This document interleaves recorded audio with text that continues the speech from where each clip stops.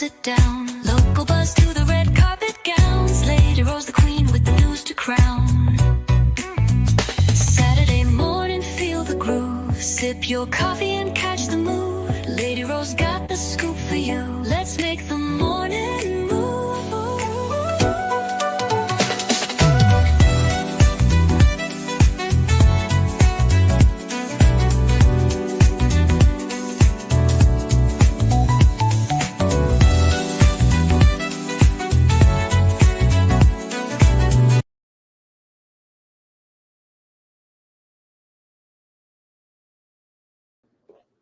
Good morning, good morning, good morning. I hope everybody can hear me. Good morning, good morning. Welcome to Saturday Morning Scoop with LadyRo. Today is Saturday, November the 15th, and I have a large array of a lineup for you guys. We're going to do this real quick because I've got somewhere to go today.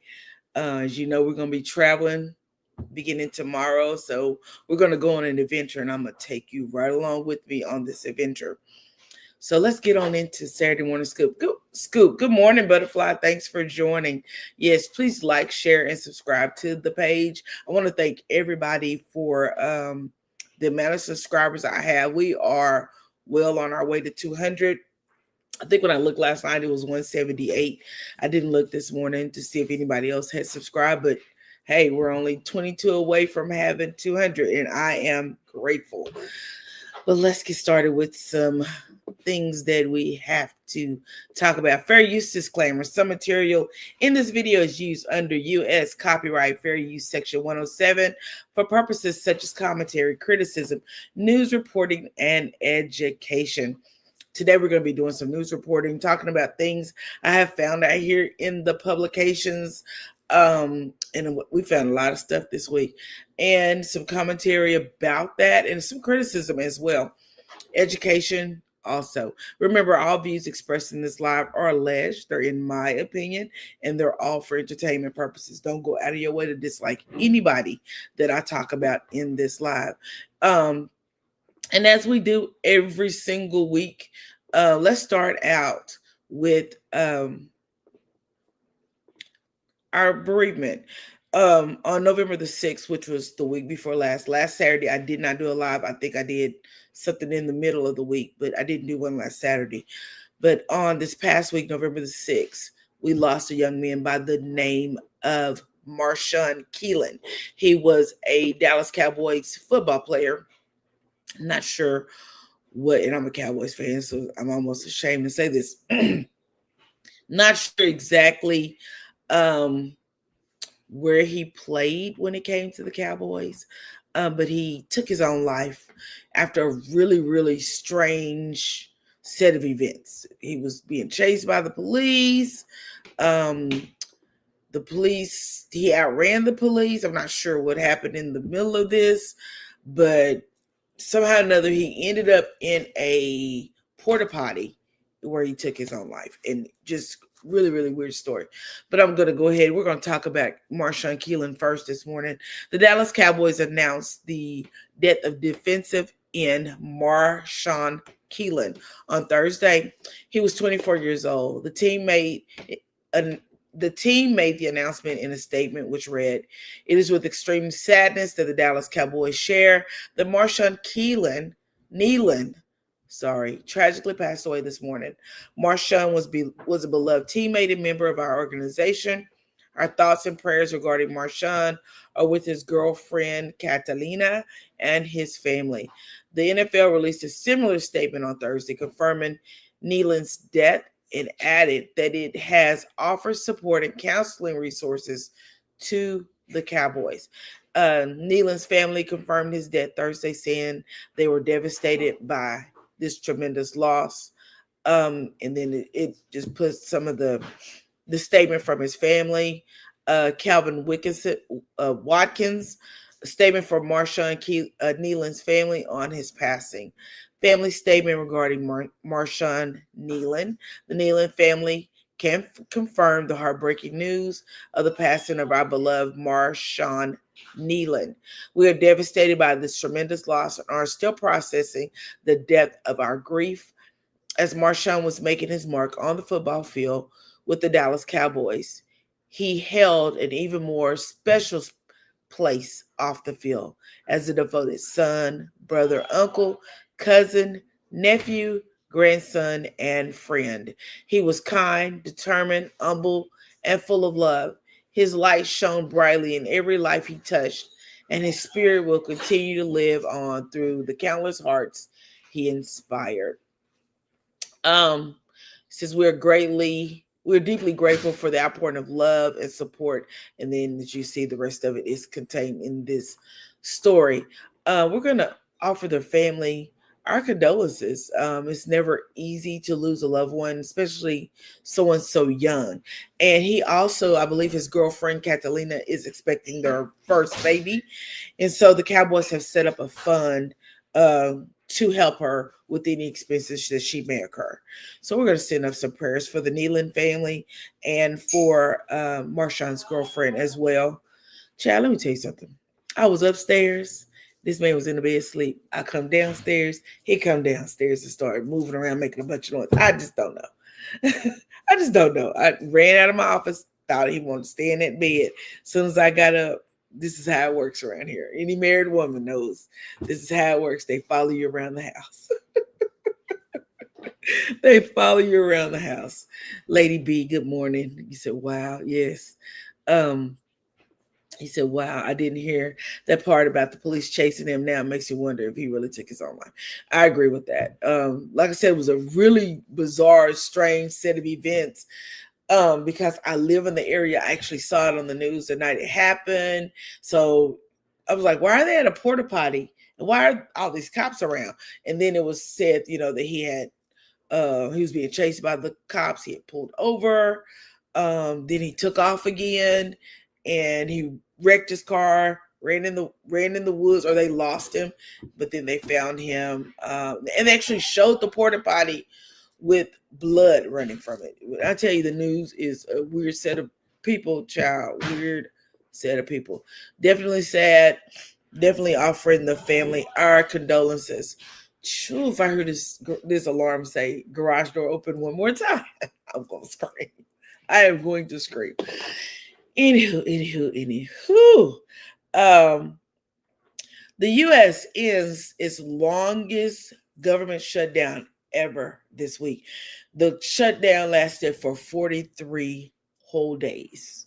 What Tony Tony Braxton says 7 whole days, maybe 43 whole days this lasted. But thanking God that the government is back open, people are back at work, and hopefully they can start getting their money in as soon as possible.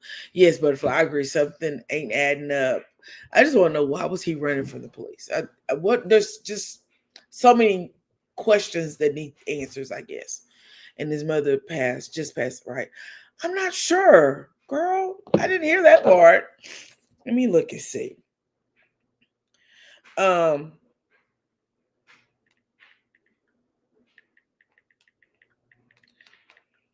yes, his mother passed away last year in February. So I'm gonna tell you something about the passing of your mother. My mother has been gone a year this past April. And I'm gonna tell you, sometimes you can just be sitting or driving down the road and you see something that reminds you of her.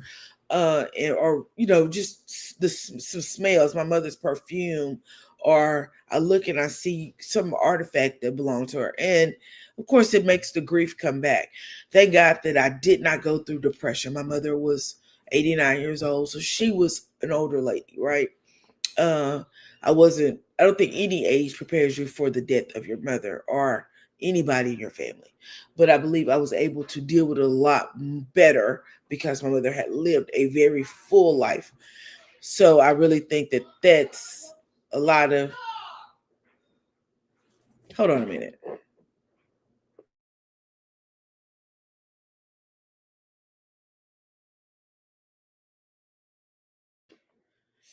Child, when I tell you everything that can be making some noise this morning is making some noise. You said, okay, I thought I heard that. I wonder if they're going to file CTE on him. That's a good question. That's a good question. But isn't there? I think the NFL has a CTE fund. I think they set up like a fund for people who needed extra, extra things. So that I think there's a fund. Hello, Miss Top Notch. Good morning, sweetheart. Thanks for joining the live. So the U.S. government is back in operation after being shut down for 43 days, and it's ironic that that happened the way it did. Good morning, Queen Scrap. Thanks for joining the live. It's ironic that it happened that way. We do know that Cory Booker, who is he's a Democrat. I'm trying to remember where Cory is located. I want to say he's upstate. I'm not really sure though. Good morning, Terry. Let me see where Cory Booker. It'll tell me when I pull this up. But let's go over here to Cory Booker. He seems to be angry because he felt like I kind of felt. I felt like the Dems held up the government for 43 days for what? Because they actually accomplished nothing. They may have set like a little standard of people really understanding what is at stake. And I believe that a lot of Americans should put some things in places, term limits, age limits. We should also stop electing millionaires. Start electing the everyday person. And then guess what? When you get out of office, you got to get on Medicare like everybody else over the age of 65. Cory Booker says Dems need to get back in the huddle after blowing a big play.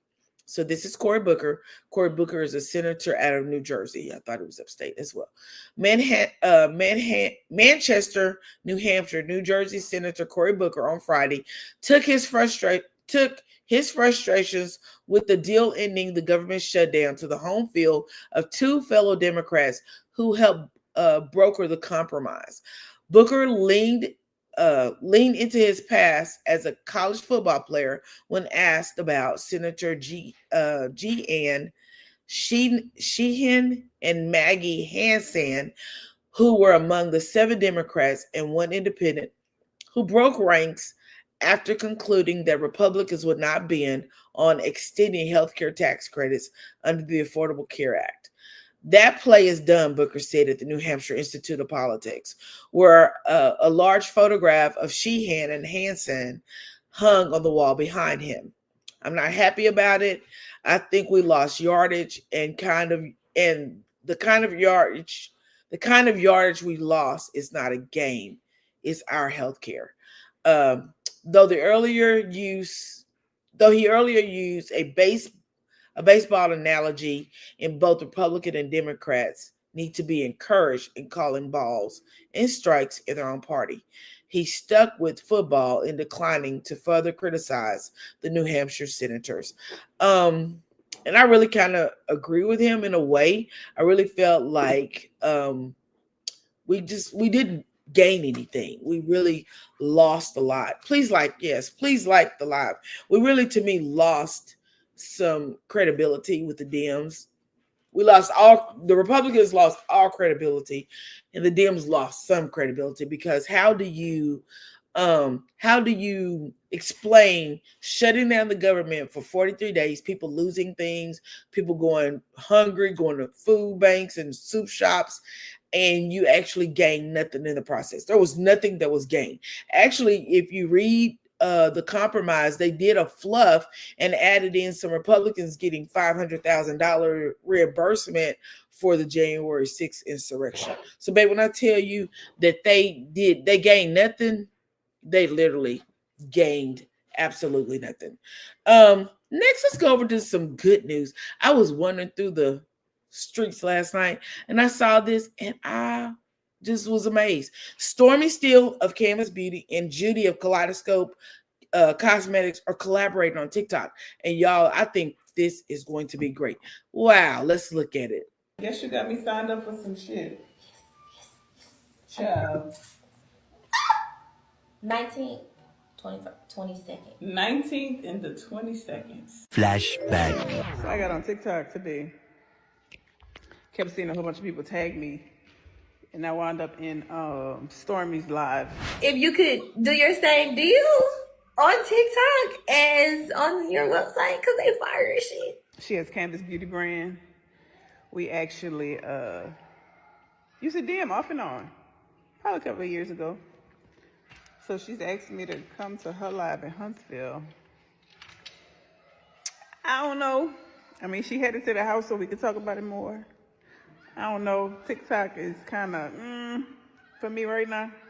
I'm trying to learn it better, and I guess she's the best person to learn it from because how much she's mastered it. She has killed the hell out of TikTok. Yes! Thank you for coming into the live, too. Yeah, no, I'm happy that you were in town. I can't believe I'm here. I know, we gotta talk I about love it, you. though. I love it too. But she's trying to get me to do something that what did we go? Okay, I'll tell you. Okay, you want to sit down? Yeah, we'll go. The landscape is craving for live selling. People love you. They love the brand. You have to live sell on TikTok. I would really love for you to do it on 19th on the showcase, on the haircut showcase. But I can see you doing your own live too, like your own, like on your page, like just blowing that bitch out the water, having like a mega live, like just going crazy, going stupid. And when would that happen? How would that happen? If we're doing yours on the 19th, what, Thanksgiving is like right after that. It's Black like Friday is like right after that. Like the 19th is Thursday. No, the 19th is Wednesday. Yeah, it's Wednesday. And then it's body care day Thursday, 22nd. We supposed to do one thing at a time. The first thing was going to yours. You gotta just get in Because there. I love you and I want to support you and I want to be in there and see what you're talking about. If you're saying it's worth something, I believe you because I don't feel like, because as much as We as need talk in the this. gym, We on need the the blueprint. on the It's 19th. Yes. On the 19th. 19 and then On the 19th. 22nd. On the 19th. 22nd. Do a big mega live. Do a mega live. Like on. All right. So okay, so if this is what we doing, we gotta make a deal. If I do the 22nd, you gotta come out. Yeah, where? Here, Atlanta. Yeah, because I'm gonna do it here. You would have to come out. You gonna come to Huntsville on 19th? I'll come to Huntsville on 19th as long as you come to Atlanta on the 22nd. Oh, fuck yeah. Don't let it be a shit show because I don't know how to do it right. Nail promise. There we go. Okay. Okay. I see what Butterfly's saying. I don't agree. And I'm gonna tell you why I don't agree. Say, wow, I don't like or trust Judy. Stormy needs to watch her. I pray Stormy don't get scammed by that lady. Really, Butterfly, I think it's a great move for her. Working people should be in the office. I don't know. Queen's Grip, what do you mean? I don't know what that means. Okay. Yeah, I'm with Terry. I think it's a great move for her. If you know Judy's story, you know Judy's the blueprint for business. Judy is a cosmetologist by trade. Oh, she said my chat is late. My chat is okay. That's okay. Yes, I agree with you. People should be in the office working. Judy is a cosmetologist by trade. Judy started doing pretty much just like Stormy, doing a hair serum. They grew people's hair. She took the hair serum, she took it to a chemist, she balled it up, and she started using it. If you know Judy's story, you know Judy also helped Crayon Case with Super Scent, or she helped her get her bill. She told her, stop renting these office spaces, go buy you a building. Judy is the blueprint for how to handle money and how to invest and what to do with money. Who has she scammed? That we throw things out there, but you have people that are just talking. Who has Judy scammed? Because when it comes down to business, Judy is about that business. She's done several different things, and Judy may not be the most likable person because of her personality, but Judy knows her stuff. She knows her stuff. Yeah. Good morning, Living for Me. Good morning. Good morning. Good morning. Yes. So I really like the very fact that they're going to collab. I think they both are. This collab is going to be pretty much like the crayon case. Um, and as you know, Stormy's out here really doing her thug thizzle with TikTok. She is the face of TikTok. She is the face of selling on TikTok. So only thing she's really doing is bringing in Judy to the fold, bringing her into TikTok so she can introduce Kaleidoscope on TikTok and make that another revenue of money, right?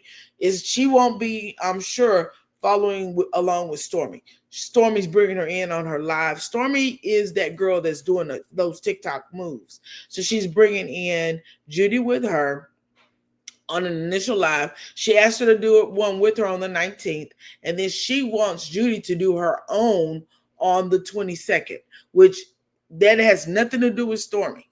They won't be mixing her money up or anything. She's just introducing her to TikTok. If you paid attention, that's what she's saying. So I really think this is a good move for Stormy. I also think this is a great move for Judy. I never knew she scammed anybody. I like Judy. I love her business model. I like the very fact that not only did she bring, when she came up, she brought her friends up. She brought up Super Scent. She brought up what is the young lady that does basket leather hair products? Those are Judy's friends. They collaborated together. This group of people will every year get together and they go to New Orleans and give back to the city. Not once or twice. They do big things in the city of New Orleans. So I don't know who she scammed. Yes, that's the Brat's wife. Judy is the Brat's wife. And she is the blueprint for business. I'm sorry. She is. She is that girl. Kaleidoscopes was making moves way before Stormy Steele and Canvas Beauty. I'm just gonna be honest. Kaleidoscope was out here in the big stores. She's been on TVs doing commercials. I think TikTok is another revenue to move Kaleidoscope forward. Um, yeah, right. She knows what she's doing. She grew the brand. She did.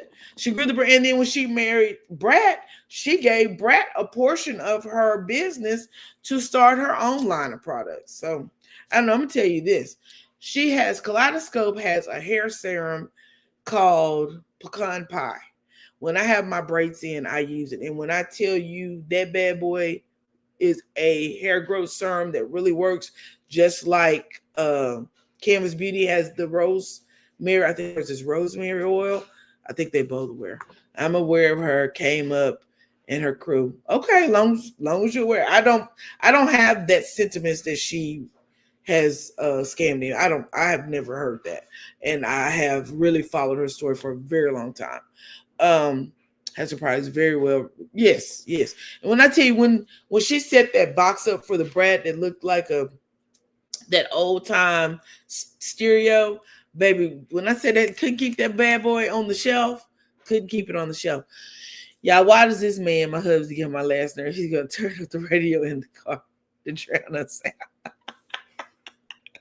Girl, it can't be no worse than mine. He was upstairs in the bed and I was sitting at the desk. So I decided to take all my stuff, come downstairs. Why does he come on down? As soon as I start the live, he comes on down the stairs, fully dressed. So I don't know when he got up and got his morning routine going. He goes out the door, out the back door, out the garage door, back out the back door. And all I hear is the alarm going off, on, off, back door open, front door open. Just sit down. Sit down. But I don't like her. Trust her. Like I said, that's fine. Yeah. Girl, when I tell you, they will work your nerves. And they probably don't even realize they work your nerves. But it is what it is. Next in line, y'all, MSNBC is changing their name. Can you believe that? And I don't know, are they trying to steer away from some crap that may be rolling downhill? I don't know. MSNBC name is being replaced, but its leaders insist that its mission will remain the same. New York asked what viewers should expect when television MSNBC makes its corporate divorce from NBC News official this week. Child, let's see. From his corporate divorce from NBC News, official this week. Maybe they meant officially this week. Network president Rebecca Cutler points to a poster on the wall of a conference room at his new offices off Times Square. That its message reads, "Same mission, new name." To me, that encapsulates exactly what we need to be saying, Cutler says. Our job in the next few weeks is to flood the zone and make sure that they know that the thing that they love will be the exact same thing on November the 15th. Saturday is when MSNBC officially becomes MS Now, standing for My Source of News, Opinion, and the World. That's the most visible manifestation of parent company Comcast's decision to spin off most of its cable networks into a news company known as Versant. It's tough enough when one partner tells another that they're leaving for something new. In this case, they're just leaving the partner behind. A cable television network is considered such a diminishing asset in today's media world that giant companies would rather be free of them. A lot of us really don't know what it means, said primetime host Jan Paskey, and it didn't feel great initially. I'm not going to keep reading this because it gets rather boring. But what we do know is MSNBC will no longer be MSNBC because they are splitting from NBC. They're going to be known as MS Now. News, opinion, and world. What was the rest of it? World and the world. MSNBC is not one of my favorite news stations for several reasons. One being is that they don't always favor unbiased opinions. They give a lot of biases. Next on the news, we're going to talk about the mortgage company. So the news came out this week that Fannie Mae, which is one of the biggest underwriters or backings of government loans. So you have like HUD, HUD does loans. You have Fannie Mae. Fannie Mae not only does loans for housing, they also do student loans as well. You have other federally, FHA is another government-backed home loan. So under these loans, we have Fannie Mae saying this week that the mortgage market is going to be reshaped because they're no longer going to require a credit score. So let's look at this article and let's understand what they're talking about. Mortgage market to be reshaped. This is coming out of Newsweek by new credit score requirements. So Fannie Mae has announced, let me close this because I hate little pop-ups. Fannie Mae has announced it will be scraping the minimal credit score required of 620 for loans submitted through its desktop underwriter engine. That the change comes into effect this weekend and follows a similar move by fellow mortgage middleman Freddie Mac several years ago, potentially allowing more Americans to qualify for loans from lenders who review borrowers' information through their underwriting systems, increasing access to the property ladder. Studies of Home Mortgage Disclosure Act, HMDA, data points to credit histories, which credit scores serve to represent as one of the principal reasons for property loans being denied, and the elimination of scoring requirements could provide a leg up for Americans attempting to get on an increasingly inaccessible property ladder. Prior to this change, a score of 619 will result in an automatic disqualification, regardless of a borrower's broader financial profile. Bankrate financial analyst Stephen Cates told Newsweek. This person could now potentially qualify for a mortgage. Jay Krimmel, a senior economist with Realtor.com, said the change would amount to a small positive demand shock. one that would be concentrated at the entry level of the American housing market. I would expect any lift in buying power to show up in more affordable metros and large and lower price tiers where credit constraints buyers are clustered, and particularly across the South where sub 620 credit scores are more common, he said. I didn't realize that. Did y'all realize that? That in the South that people have more 620 credit scores or less? I didn't realize that. That's good information. Um, However, Kreml noted that widening the doors to home ownership in this way and sparking an uptick in demand at the more affordable end of the market could put upward pressure on prices, thereby pushing this out of reach for some of the Americans who stand to benefit from the change. While the policy change is trying to make homes more affordable for low score borrowers, a jump in house values could price them out again, he said. Other elements of credit worthiness will continue to prove a borrower to entry for many lower income buyers,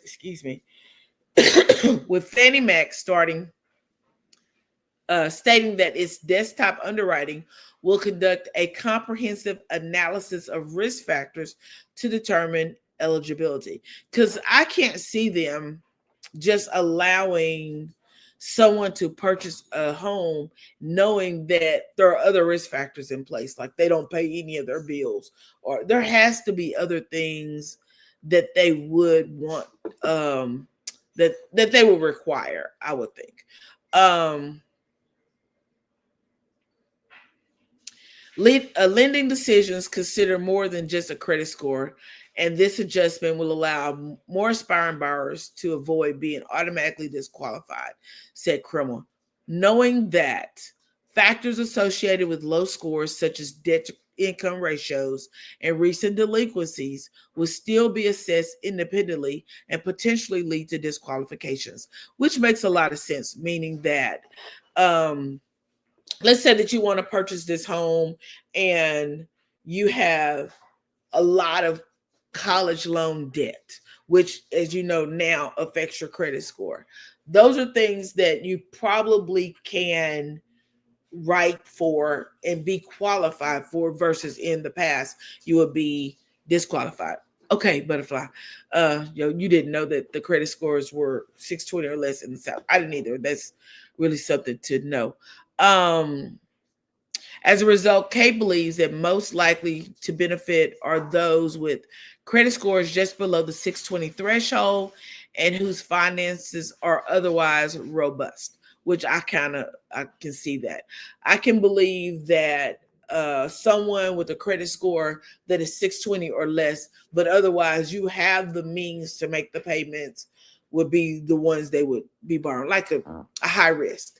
So yeah, that definitely makes a lot more sense. Other elements of we've already read that part. Beyond procedural barriers, America's at the lower end of the credit scoring scale will still have to contend with high cost and mortgage rates when attempting to fulfill their dream of home ownership. A reason Kate believes the overall impact is likely to be modest.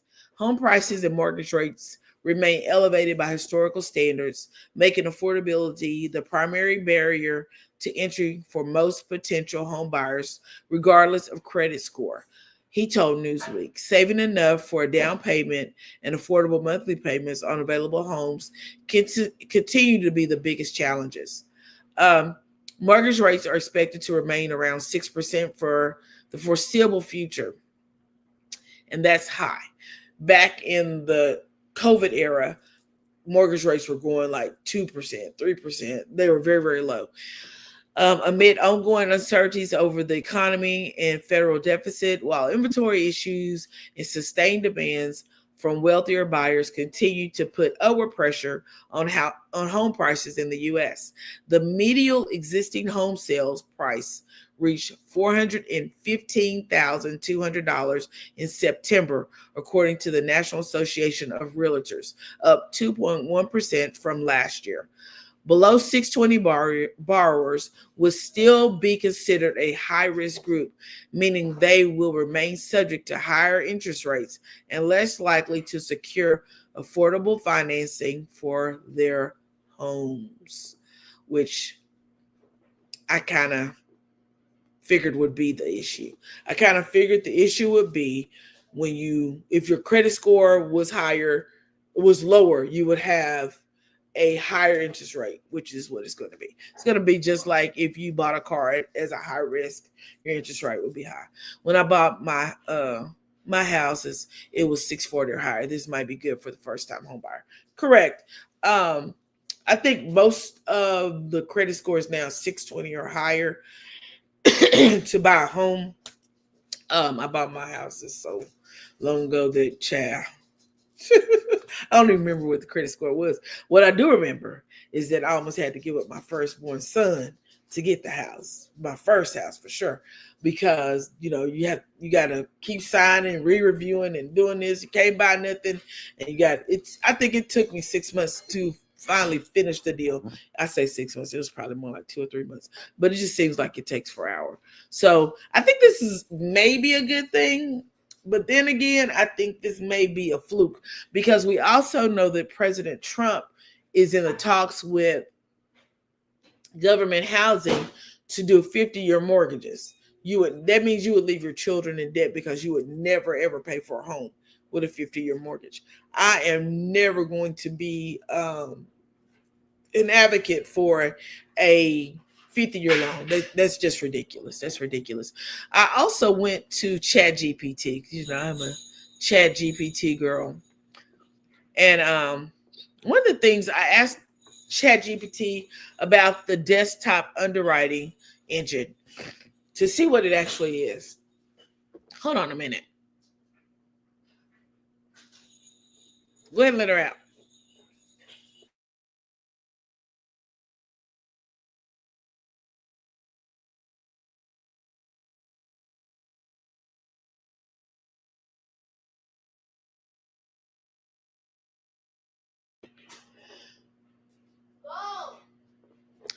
Chat this desktop underwriting engine is an automatic underwriting system used primarily in the mortgage industry. It was created by Fannie Mae and is widely used by lenders to evaluate whether a borrower qualifies for a mortgage. What it does, it analyzes a borrower's financial information. It assesses the risks using Fannie Mae's guidelines. It determines whether the loan meets eligibility requirements, and it produces an automatic underwriting decision. If you're approved, eligible, referred, more information needed, yada, yada, yada. I can remember when I bought my first home, the one thing they kept doing was knocking it back. Underwriting wants this. Underwriting wants this. Underwriting wants this. Underwriting. It was always something with underwriting. So definitely understand this. Why lenders use it, the speed. Desktop underwriting can evaluate a full loan file in minutes. Consistency. It follows standardized rules, reducing variabilities between human underwriters. Accuracy. It applies Fannie Mae's most current guidelines automatically. Documentation guidelines. It tells lenders exactly what paperwork is required to approve the loan, how it fits its mortgage processes. Loan officers input borrowers' data into the loan system, application system. The system runs the data through the desktop underwriting engine. The DU returns a recommendation. A human underwriter reviews, finalizes the approval using the DU's finding as a guidance. So I think this is a good thing. I think that this may be good for those who can really afford a home. Y'all, this little dog tip tapping around this floor is driving me crazy. Can really afford a home, but their credit score is not on task, which will give them a little time maybe to get their credit score up, refi for a lower interest rate on down the road. So it could be a good thing. I don't know, because I don't always trust the government when they talk about things being a good thing. Let's move on over to old Trumpy Trump. It's time to talk about Trump.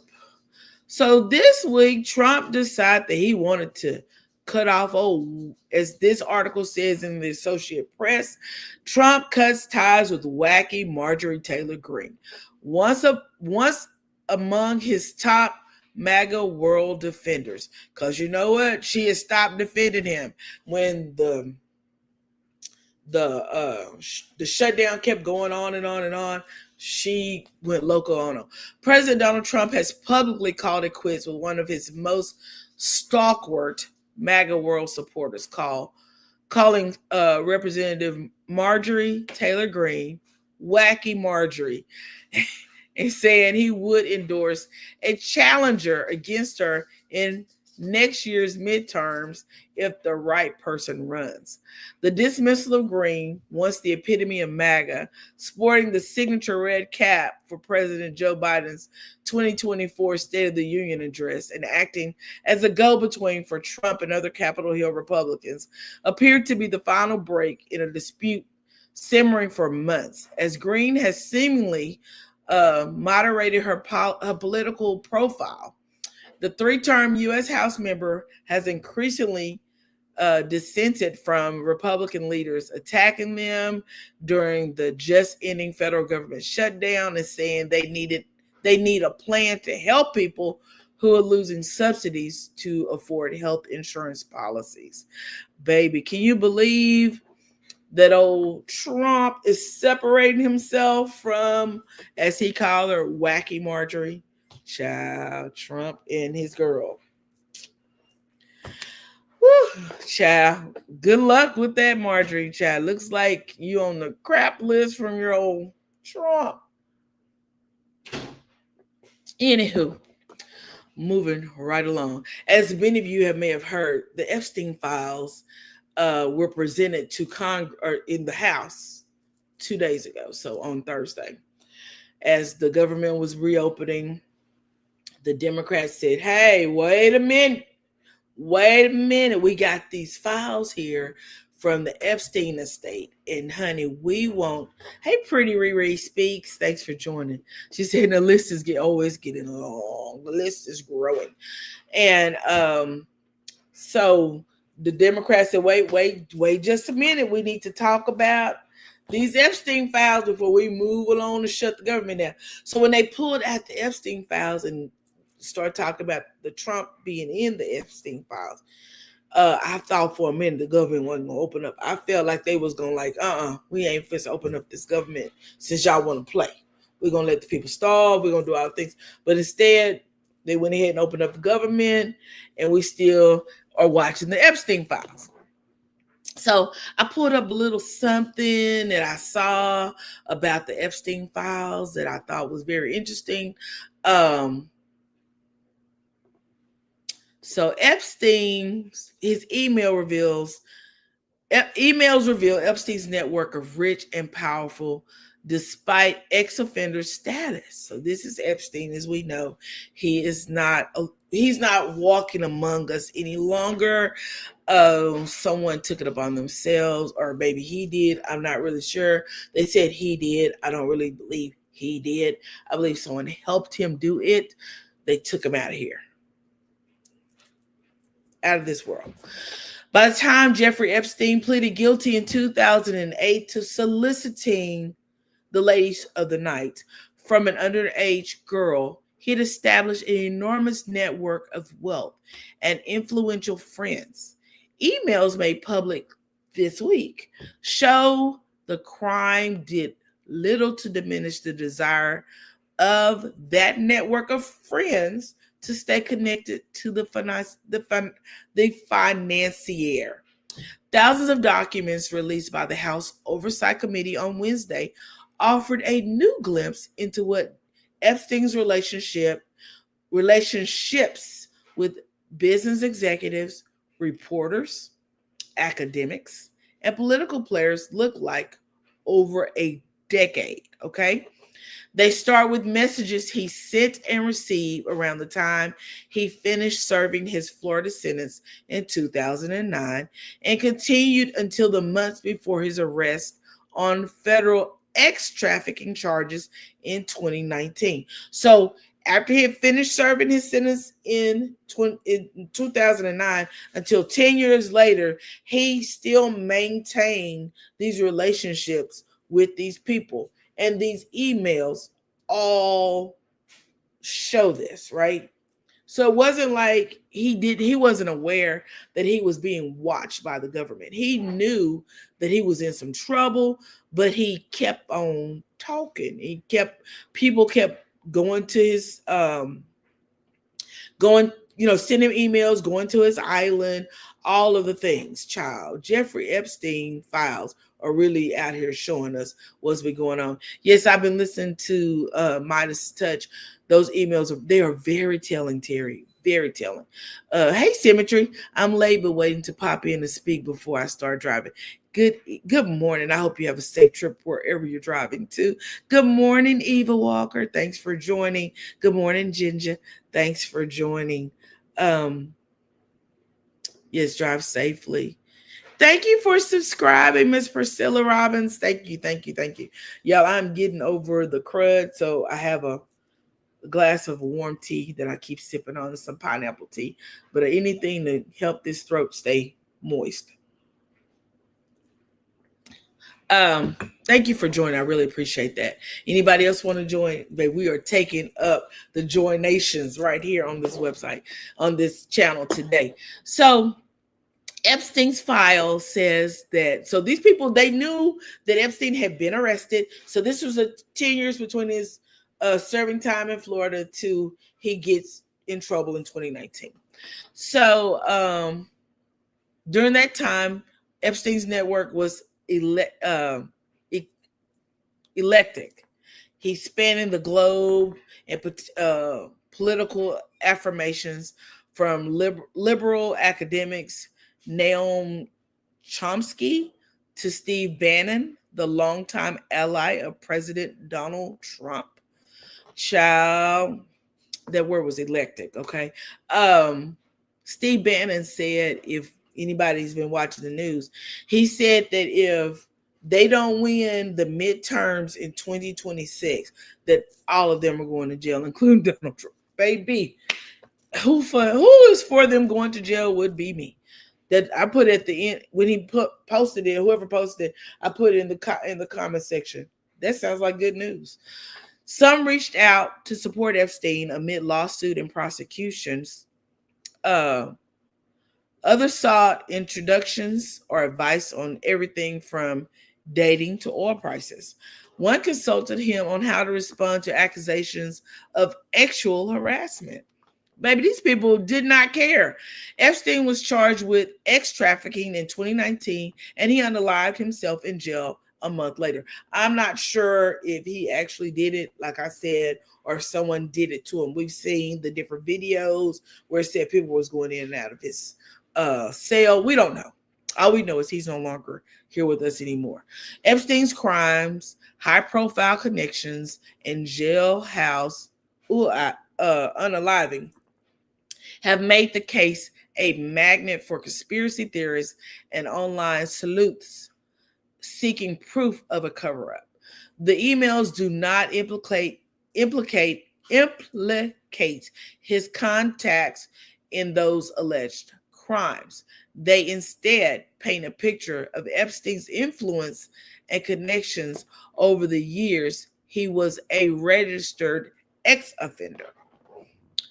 Epstein kept a diverse political network. Epstein's emails current and former political figures on all sides, sending news clips and discussing strategies or gossip, often in short, choppy emails laden with spelling and grammatical errors.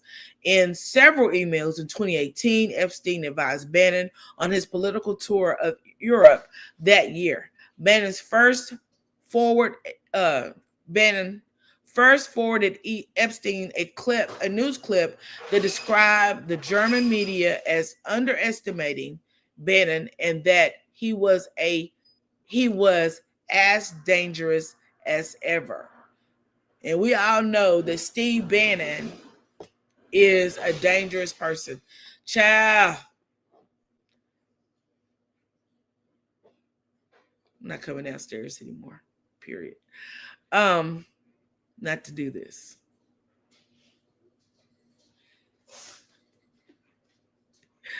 Um, Love it, Epstein responded.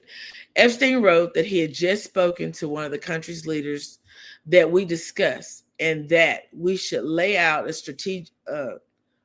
strategy plan. I'm sure you meant strategic plan. How much fun. Several months later, Epstein sent some advice. If you're going to play here, you'll have to spend time. Europe by remote doesn't work. It's doable, but time consuming. Epstein continued in a follow up email. There are many leaders of countries we can organize for you to have one on ones. So I wonder what that meant. Just a few months later, Epstein was insulting Trump, whose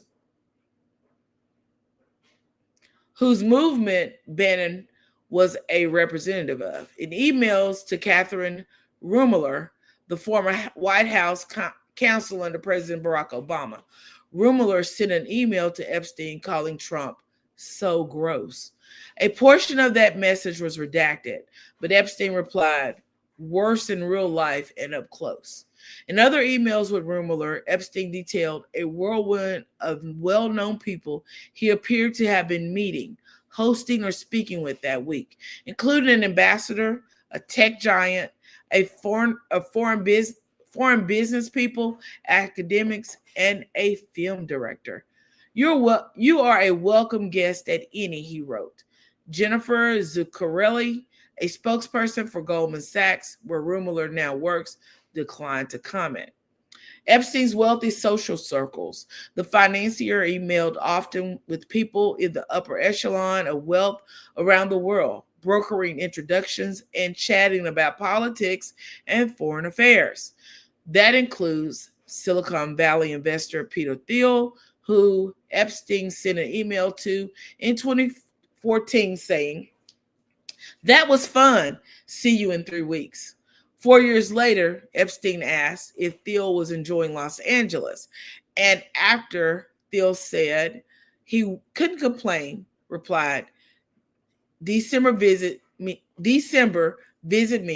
Caribbean. It's unclear if Thiel ever responded. So I guess Epstein wanted him to come to the Caribbean to visit him. In emails, was Sultan Amin bin Salayem, an Emirati businessman. Epstein complimented Bannon, saying in 2018 that we had become friends. You would like him. Trump doesn't like him, responded Solayem. I guess is how you pronounce that. Solayem. I don't know. We know that it's the name out of the Emirates, probably United Emirates. And a year earlier, Solayem asked Epstein about an event where it appeared Trump would be in attendance, asking, do you think it would be possible to shake hands with Trump? Call to discuss, Epstein wrote back. In January of 2010, biotech venture capitalist Boris Nikolic was attending the annual World Economic Forum in Davos, Switzerland, and Epstein emailed to ask, any fun? Nikolic replied that he had met your friend, in quotations, Bill Clinton, as well as then French President Nicolas Sarkozy, and your other friend, Prince Andrews. As you know, Prince Andrews, he had given up his title, and then last week he was thrown out of the palace, as he has some questions regarding Microsoft. But then Nicholas said he was getting sick of meetings. Later, he wrote Epstein that, in quotations, it would be blast that you are here. He mentioned flirting with the 22-year-old woman. It turns out she is with her husband. Didn't have a chance to check him out, but as we concluded, anything is good rented, Nikolic reported. Child, when I tell you these emails are strange, they are strange to say the least. Where are we at? You said, I believe Trump is in one of the Epstein file lists. I do too. In fact, the young lady, Christina Speaks, she went through, she said she has all of the pages. And she said she just thumbed through and she was like, let me start on this page. And she said it's ironic that the first page she started on is about Donald Trump. So I'm really curious to see what all she finds, because we knows that she has a tendency to bring us the information. You said, yay, lock them up. Exactly. I think it was an inside job. I do too. I definitely believe it was an inside job. I don't believe he unalived himself. Me either. Me either. Yeah, everybody's me either. I don't believe he unaligned himself, but I do believe those guards know who did it and probably paid off not to. I agree with that. Priscilla Robbins, I believe. When I say I believe, I am like 100 with you. I believe someone knows who did it, because how do you, because they show on the camera someone going towards his cell. How do you not see that? Because we know in jails, there's cameras everywhere. There's locks, chains, guards. There's people everywhere. And where there's not people, there's cameras. So I really don't believe that is just a coincidence that no one knows. Back on your guy Trump. He decided on this week that he would scrap tariffs on beef, coffee, and tropical fruits. Ciao. He said he's going to lower the prices at the grocery stores because one of the things he ran on when he was running for president was that he was going to lower the cost of prices, gas, all that. I'm going to tell you something. Gas has been relatively cheap. It has been here recently. It's been relatively cheap, but I will tell you this. I went and got gas in my work car yesterday.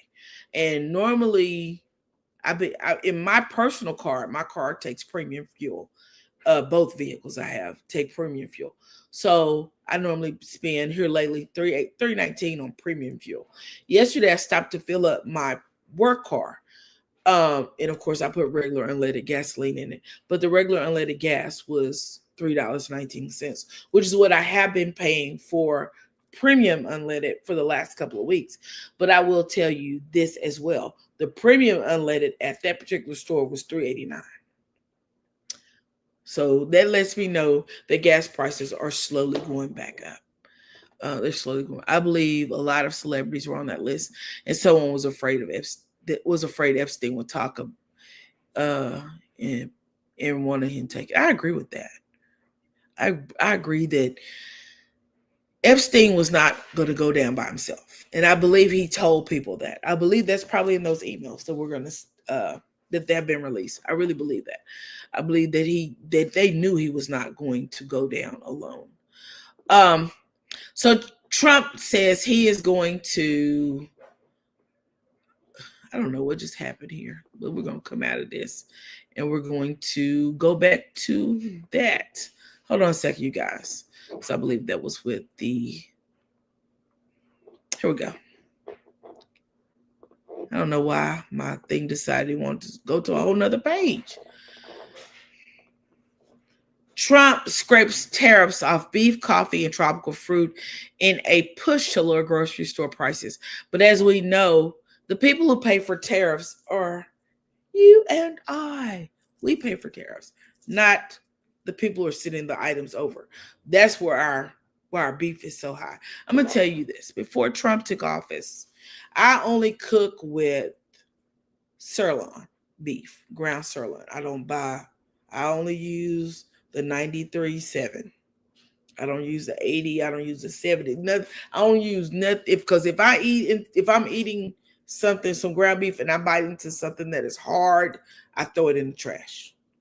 I use ground turkey as well, but if I'm using a beef, I'm going to use sirloin. I'm going to use the highest level because with ground beef, my brother was a meat market manager. Actually retired from that and started his own business. But he would tell me about what goes into making ground beef, which made me not like ground beef. So he says they throw the bone in, they throw the fat, and they make the ground beef. Hey, Lady B, thanks for coming back. So when I buy ground beef, I buy sirloin because I want the highest count of beef because I don't eat nothing with fat on it. If I go to the barbecue spot, I always tell them I want brisket, but I don't want no fat on it. Child, because I don't like it. I don't if it's fat on it, I ain't gonna eat it. I'm very particular about the foods. If it's fat on it, I ain't eating it. Now I had some ribs last night from Texas Roadhouse. They were delicious. They had a lot of fat on them in certain areas. They had a lot of meat. There's some fat on them. And some of it had gristle. I want the gristle grinded off and I want just my ribs. But everybody ain't gonna cook stuff like that. They're not gonna tell you. Yes, ma'am.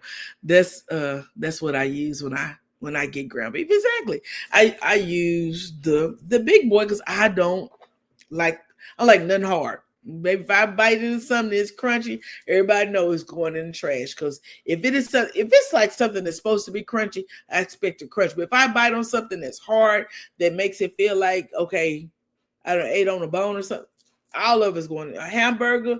If I bite into a hamburger and you don't use the cheap meat and I bite in this, I'm gonna slowly I'm make my way to the trash can and chuck it in the trash. I just can't do it. I don't know why. I just can't. Same here. That's why I don't do oxtails. I'm gonna tell you something. I have tried oxtails. I like oxtails, but I want mine off the bone, off the fat. I just want mine kind of shred mine. That's crazy. Shred mine, and then I want to eat it. Oh, now she's showing that she's really a Southern girl. I love fatty oxtails. Gotta have them yams with them. Right. You know what? My mama's sister made oxtails with yams, y'all. That was the best oxtails I've ever had. I've never had anybody make them with yams since my auntie passed away. She said, "Me too, girl. Bad girl, Riri." Exactly. He said, if oxtails have them, they have to be small. I don't do fat. This man, I don't. But you know what? With oxtails, believe it or not, a lot of the fat cooks out of the oxtails. A lot. When you cook oxtails, you're gonna have this much fat on top of your oxtails. They cooks a lot of the fat out of it. But yeah, I don't know why. I just have this thing with fats. Fat. Even my bacon, it has to be cooked completely crispy. I'm just one of those people. I don't want to see none of it can't be rubber, it can't be soft, it got to be crisp. When I bite into the fat on the bacon, it got to crunch in my mouth. And I thought it was a picky eater.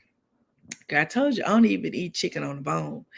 My mama, as a little girl, I was a real picky eater anyway. I was probably this big, but I was really picky. And my mom would take the chicken breast off the bone and she would make nuggets. I had chicken nuggets before McDonald's started making.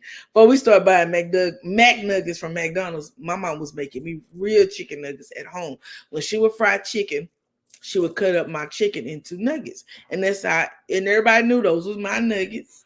Because I was that kid I wasn't going to eat no drumstick. My mom would give me a drumstick, and girl, that drumstick, I would eat the skin off the drumstick, and it would sit on the plate. And she'd be like, "You wasting my meat. You won't get enough for wasting this chicken. You won't go to bed hungry." I knew good and well that lady wasn't going to see me to bed hungry. So she just learned a different way, and she would chop up the breast and make me nuggets, and I would eat the nuggets. But yeah, I don't know why I'm like that, but it's. So I'm telling you, if I could be eating a hamburger right now, I don't care where it come from. If I bite into something hard in that meat, that's why I don't really eat hamburgers. I'm being honest. You will see me eating chicken or fish more than likely. But hamburgers, it got to be a certain kind of beef. When I go out of the country and if they have I think it's Wagyu beef, I'll get the sliders with that. But other than that, girl, I'm not eating no hamburger. I might get a McDonald's burger every now and then. I'll play around my meat. Do you use your ground beef to make homemade chili? I do. I don't use chili meat. I use ground sirloin to make that. I use ground sirloin to make my Velveeta dip. I use ground sirloin to make my spaghetti, to make my lasagna. If I don't use ground turkey, I do like my ground turkey in it. And even with ground turkey, I use the 99 one. And I started using that with my personal trainer back in 2016. He had me only using the 99 one. and I lost a lot of weight doing so. But I said that to say, back in, I want to say February, March, sirloin, the pack of sirloin was costing me $6. Pack of sirloin, 1 pound at the Wiley World is costing $8. I'm gonna tell you, groceries are ridiculously high, just ridiculously high. I love salmon, and I like the strips of salmon that are already cut in bits and no skin on them. I get them at the Wiley World too. They're automatically $10 for 2 strips. So as we know, the prices, food prices are just out there. One of my sisters, she's like Riri, she loves it too. See, I have a sister who likes the fat. I don't like the fat. I have sisters who eat meat on the bone. I don't eat meat off the bone. My chicken has to be off the bone. It's just, I don't know. Mental maybe. I don't know. I used to only eat 1 chicken leg at best. If my parents made barbecue, I'd eat sauce on bread and no meat. Oh, Pretty Riri speaks. Let me tell you something. When I say the same way, my mom and dad used to be so frustrated with me because, girl, I would leave. You better eat that food. I would take the food, y'all, and scatter it around my plate to make them think I eating food. Because they would give me a whole lot, but I was scattered. It was one thing that they knew I would eat. I was going to eat some mac and cheese. I love corn. I didn't care nothing about no peas, no beans, greens. I wasn't eating. I had this thing. I thought greens was grass, and I wasn't eating grass. So I wouldn't eat greens. Even she would try to fool me with some cabbage. And then I learned that they were greens, and I stopped eating those. Now as an adult, I eat greens and cabbage. But as a kid, never. I did start eating salads. And my cousin would say, oh, she likes rabbit food. Okay. I like rabbit food. But I'm going to tell you what, my mom would make me a salad. And people may think this is crazy. She would use sandwich spread as a dressing. Like, I guess she thought it was like $1,000. I don't know. But she would make me a salad. She put me a little cheese, a little egg on there, and she used sandwich spread, baby. And it'd be a good little salad. I eat my salad. Then, of course, ranch came along and just took up. But they used to be the thing. Girls, like, what was that?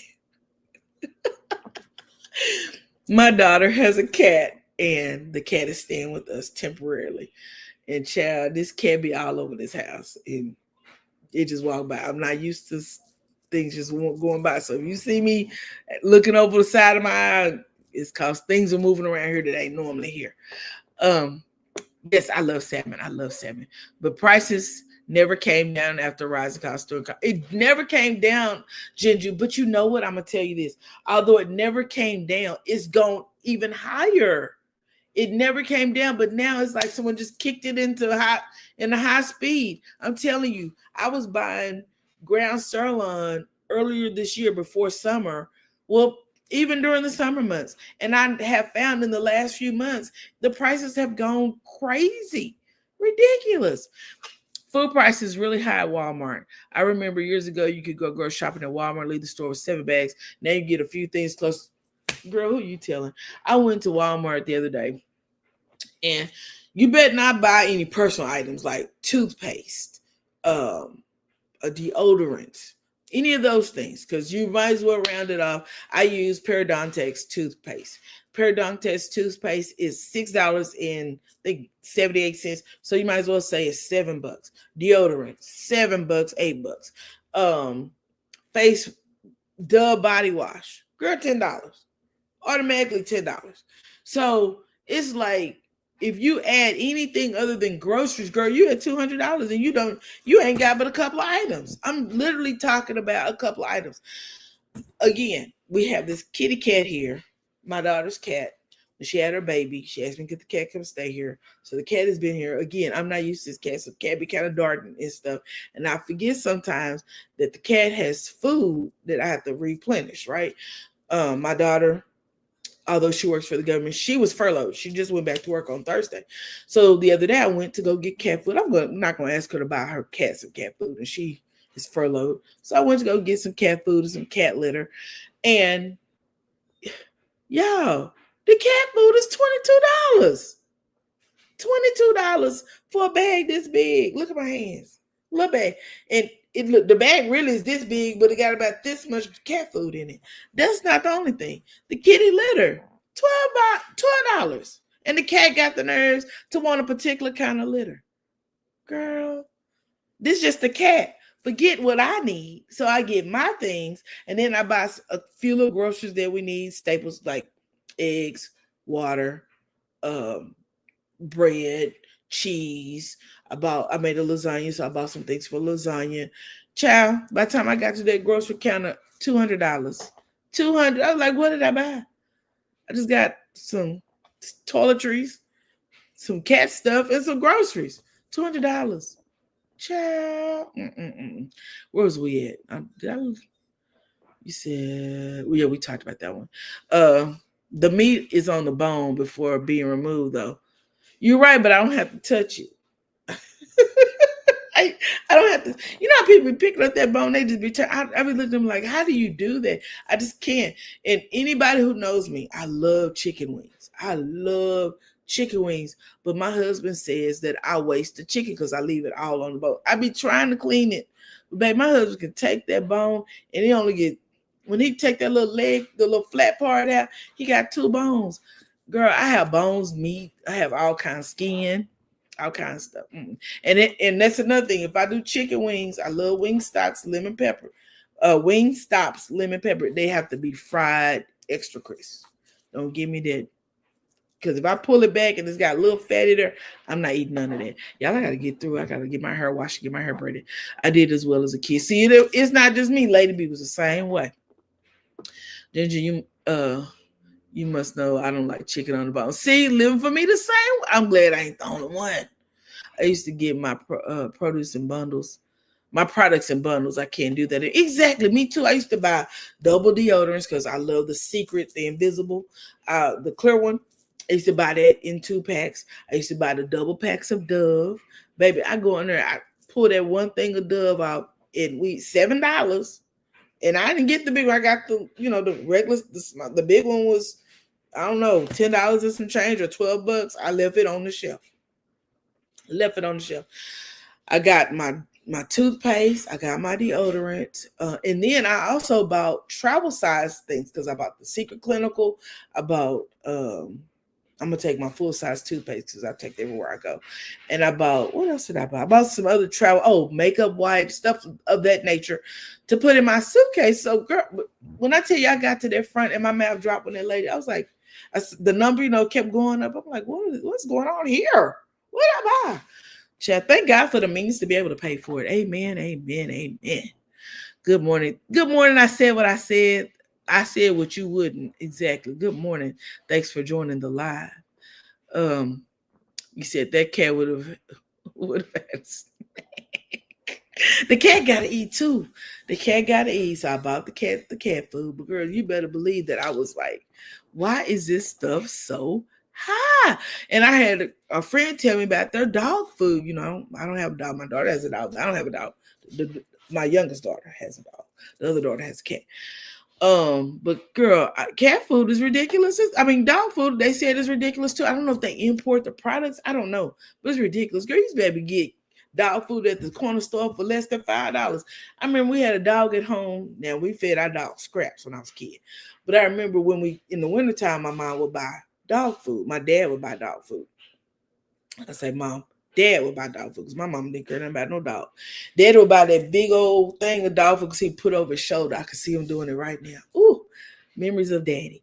And I don't know how much Daddy was spending, but he didn't go in there with no more than probably $20. I know Daddy wasn't spending no $20 on that big old thing of dog food. Child, live for me. I don't like seeing the veins, but my brain still knows it's used to be on the bone. See, that's me. It's something about that. My brain knows that too. I can't do the bone thing. I grew up on a small farm and worked at a chicken plant. So my eyesight, living for me. I worked on a chicken plant before I went back to college. Child, when I thought I could make money and not finish college, child, when I say the chicken plant at McDonald's ran me back to school. When I say ran, maybe it was almost like dynamite getting me back to school. Coming, hey, Miss AKA, I'm in a food coma. Girl, what you been eating? Walmart has gotten out of control with the prices. I've been shopping at Tom Thumb now. If you know Tom Thumb, they're usually expensive. Exactly. And that's the thing, though, Terry. If Tom Thumb and Walmart are about the same in prices, I'd rather go to Tom Thumb because at least I don't have to stand in lines and I get it in and out. And the customer service is a lot better because Walmart seems like they hire all the rude people. And now, if you get your groceries to go, the people who push those carts down, gathering up your groceries, they might as well run over you, honey. They don't care about you being in line. Um, I had Culver's. Okay, girl, that sounds good. Hey, Chad. Good morning, beautiful sister. But now I come out better shopping at Tom. I'm gonna try to start. Tom Thumb's right around the corner. I pass it on my way home from work. I think I'm gonna start going to Tom Thumb as well. I don't know why my name says that. I don't need to, but you know what? Sometimes we go in each other's chat and they'll give us a whole bunch of extra numbers. LadyRo, you just gotta rub this in my face that you talking. You taking us on a trip. I'm ready. Baby, I'm telling you, we're going on a trip in the spaceship. We ain't going on a spaceship. That's a lie. We're going on in an airplane and we're gonna pray. Baby, I touched the plane. On my way inside the plane, baby, I put my hand on the outside. Baby, I prayed blessings upon the plane. You hear me? I pray blessings. Dog food prices. See, I said what I said. Say the same thing. Dog food prices are ridiculous. I buy my dog food at the grocery store. It's cheaper than one. Are you serious? Now I'm going to be pricing the cat food at the grocery store. I'm going by the grocery store this afternoon after I get through getting my hair braided. Chanel's food for a big bag of Blue Buffalo is $38. I'm going to tell you, I put my last dog to sleep. It'll be 2 years in December. And I had her on, what was that? The dog. I was giving her a soft food, but I want to say it was Pet Science, and it was really expensive. It was super expensive. Cat food is expensive. I get dog food from Amazon. Yeah, and Amazon's great. You can drop it off at the front door. You don't have to pack it around. Yeah, mate. Thank you for coming back. Thank you but I promise you, I'm going by the grocery stores and check on the cat food to see if it's cheaper. Now, this cat on the special little food, but I think I can find it at the Walmart, at the grocery store. Thank you. You know what? I had 3 dogs and they all began to die. A little bit of, about 3 or 4 years apart. And when this last one, I had to put her to sleep, she had cancer. And I was like, I don't want no more dogs. My daughter has a Yorkie. And you heard her tip-tapping around here a few minutes ago. But I don't, that's their dog. I let them fool with their dog because I found myself after my child passed away, honey, we came home after all the kids went to put the dog to sleep. Baby, we came home and sat around the couch like we had just left a repast, sitting on the couch crying. After the middle dog, she was outside in the middle of the night in September and just dropped down. And my husband came upstairs. He said, I think Precious is gone. Gone? I said, gone where? He said, I think she just passed away. And I was like, oh no, baby. I cried like someone had beat me. And so he put her remains in the garage. And the next morning we took her to have her cremated. The last one,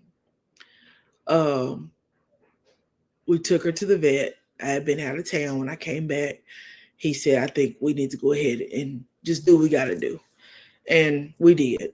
He came with me because I didn't want to go by myself to the vet. And we told him after you get through, we want to see her just to make sure that y'all ain't out here trying to use her for scientific purposes. And they brought her back in. I was crying. Girl, I looked at my husband. My husband is 6'4". And baby, he was boo-hooing. And I thought, we ain't doing this no more. This is bad enough to lose family members. But you doing this with a dog, we ain't doing this no more. So, child, and we not doing that no more. Not the dog. You see, Amazon has large quantities of cat food under $20. You know what? This cat is on a certain cat food, but I am gonna look at Amazon because it will be better for it to be dropped off at the door, which my daughter was doing before she got furloughed. She was having Chewy drop off the cat's food and the cat litter, but was at the store, so I was like, let me just pick. She was out of food. Let me just pick her up a bag. Child, things are just that. Dogs are just like family, only their lives. Yes. And Priscilla, when I tell you, child, you would have thought I had lost a child the way I be crying. No, baby. We're going to let those three rest in peace. Precious, Sadie, and Diamond. That's it. I done had my three dogs I've had as an adult, and I'm done. I had a childhood dog as a kid that we got when I was 5 years old, and he was a German Shepherd. He lived for 16 years. I was an adult when he passed on. And child, when I tell you that I thought that was hard. And I was like, oh, I want another dog. I want my kids to grow up with a dog. That was my thought. And child, when these dogs started dying, I was just, oh God. Yeah, so Big homie always cries when our dog passes. Yes. Wait a minute. So you don't cry, Miss AK? Girl. They be done.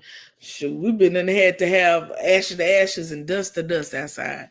Yes, our fur babies are, but exactly, they're our babies. That's why I haven't had another pet since 2011. But all of a sudden, I get all these grandbabies. Exactly. Every time you say big homie, it just tickles me, all of us. I be a wreck. See, that's me. And I was like, I'm not doing that anymore. So let's get back to this article about Donald J. Donald Trump has had his second. Let's see, here we go. President Donald Trump announced Friday that he was scraping U.S. tariffs off beef, coffee, tropical fruits, and a broad swath of other commodities. A dramatic move that comes amid mounting pressure on his administration to better combat high consumer prices. Trump has built his second term around imposing steep levies on goods imported into the U.S. in hopes of encouraging domestic production and lifting the U.S. economy. His abrupt retreat from his signature tariff policy on so many staples key to the American diet is significant, and it comes after voters in an off-year elections this month cited economic concerns as their top issue, resulting in big wins for Democrats in Virginia, New Jersey, and other key races around the country. We did just a little bit of rollback in some foods like coffee, Trump said aboard Air Force One. And flew to Florida hours after the tariff announcement was made. Here's my thing. Does he really care? I don't think he cares. I don't think he cares if we can afford groceries or not. I don't think he cares if we can eat or not. I just don't think he cares. I don't think he cares. Also, the USDA has said that they doubt that China will actually buy soybeans from American farmers. So there was an influx of purchases of soybeans at the beginning. I want to say that there was like a big purchase. In fact, let's go to that actual thing real quick because we gotta get to moving out of here. There was a big purchase of 12 million metric tons. But I'm sorry, there was the purchase of 332,000 metric tons, but that was short of the 12 metric tons that the agricultural secretary said that China agreed to purchase. So now the FDA is saying that they don't believe that there is going to be any more purchases from China of American soybeans. Now, we all know that Trump has agreed to allow this, because I'm sorry, Trump didn't allow it. China decided, and other countries decided to buy soybean from other countries and not from the United States because of the tariffs. So that really we have soybeans sitting in fields in Arkansas and other states rotting because of this. I kind of agree with the with the USDA that, it's just not going to be one of those things that America's going to be able to do. They're just not going to be able to move the soybeans this year. So it is what it is. Good luck on that, Donald Trump. That's one of the things he did to America. Yes. You said I cried out. Oh, Eva Walker. I'm sorry. I'm telling you, they become like babies, like our own children. Bricks is coming back. Definitely. They're trading in yuans. Yuans. Is that how you pronounce it? Yuans? Yeah. But it's mighty strange to me that the United States government and our president didn't realize what they were doing to the American farmer, to American crops, to American food when you decide to do these things. It's just crazy. Also crazy. One of the crazy things I saw this week on oh yes, the dollar, Queen Script. I agree with you. The dollar's in trouble. In fact, when I was intending to see what the euro is worth versus the dollar, because where I'm going, we're going to use euros. So I'm going to show you this so y'all can see this with me.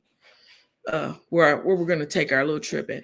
So for €1 is worth $1.16. That just shows you how under the dollar. Normally they're neck and neck, but the euro is always, in the last few years, has been worth more than the dollar, which is crazy. And when you start seeing that gap in between the euro and the pound and the American dollar, that lets you know how much our government is in trouble. Let me see what the pound is compared to the US dollar. The pound is worth even more. Look at here. Y'all, these are scary numbers, especially knowing that I'm about to travel to a place that takes, thank God, I think they take the euro. I believe they take the euro. But the pound is worth $1.31 to our American dollar. Am I right? Yes. That's wild. I missed your live when when are you having another one? You talking to me or you talking to Butterfly? She's talking Butterfly. Okay, so the next thing I found that I want to talk about is in South Carolina, y'all. There was a gentleman that was actually he was executed, right? I think you could say the word executed on StreamYard. He was executed by a firing squad for something that he did in 2004. A South Carolina firing squad has executed a man on Friday, the third person to be unalived by that method in the state this year. 3 prison employees, all with live ammunition, volunteered to carry out the execution of Stephen Bryant, 44, who was pronounced unalived at 6:05 p.m. Bryant unalived 3 people in 5 days in a rural area of the state in 2004. Bryant chose to be unalived by a firing squad instead of lethal injection or the electric chair. He made no final statements and briefly glanced towards the 10 witnesses before the hood was placed over his head. The shots rang out about 55 seconds later. Brian made no noise. The red bull's-eye target that marked the location of his heart flew forward off his chest. He had a few shallow breaths and then a final spasm a little over a minute later. The doctor checked in with the stethoscope for a minute before he pronounced Brian unalived. Child, what is they doing over there in the South Carolinas? Oh my Lord, that was really wild. When I read this story, I was like, and they described it. So he had a target over him where his heart was. Child. I wouldn't want to be the person who volunteered to do that, because I would think that would be crazy. I would think that would be crazy. They just press the final penny. Yes, I saw that. No more pennies for Americans. What in the world is going on? What in the 1700s is going on? But you know what? I think South Carolina is the only state who allows a firing squad. And I remember this guy's hearing. He wanted that. He told him he wanted to be unalived by a firing squad. I just thought that was wild. Let's go to the next one. Trump wants to recover. They want to transfer a lady who is in prison in Colorado. She was an elections clerk, and she actually was placed in prison for some reason. They want her. The Trump administration wants her transferred to them. The Trump administration is seeking a transfer from state prison to federal custody of a former Colorado County clerk who has become a hero to election conspiracy theorists. The state and one of her lawyers said on Friday. The Colorado Department of Corrections said Friday that it received a letter from the Federal Bureau of Prisons regarding Tina Peters on Wednesday. Neither the department nor the Bureau of Prisons immediately responded to a request to provide a copy of the letter, but a corrections department spokesperson, Alondra Gonzalez, confirmed the letter was a request to move Peters to federal custody. A member of Peters' legal team, Peter Trickton, said he has seen the letter and also described it as a request to move her to a federal prison to serve out her sentence there. It is not to have her released, he said.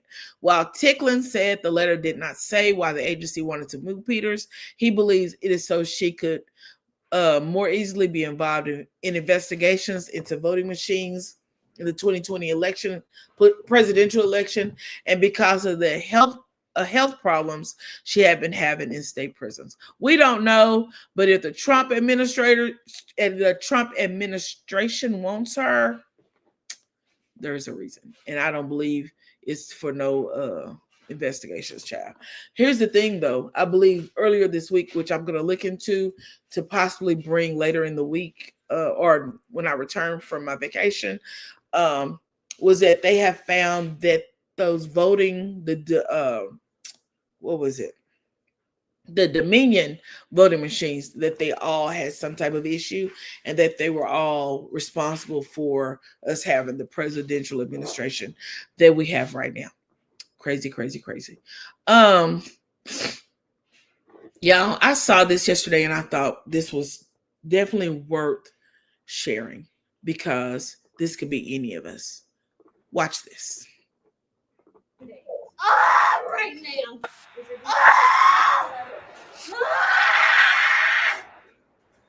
What? How many times have you been pregnant? 3. This is your 3rd pregnancy? Yes. You have 2 babies It's at in home? my ass. You have 2 babies at home? Who's your doctor? Lang is her doctor.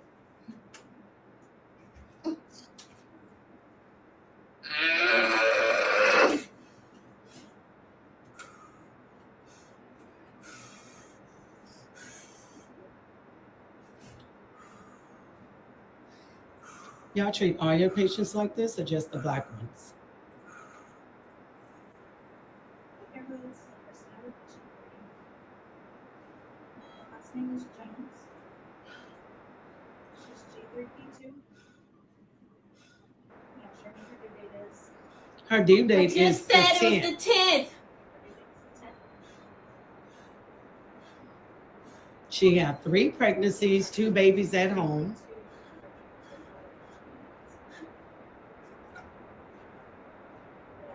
I bet y'all listen next time.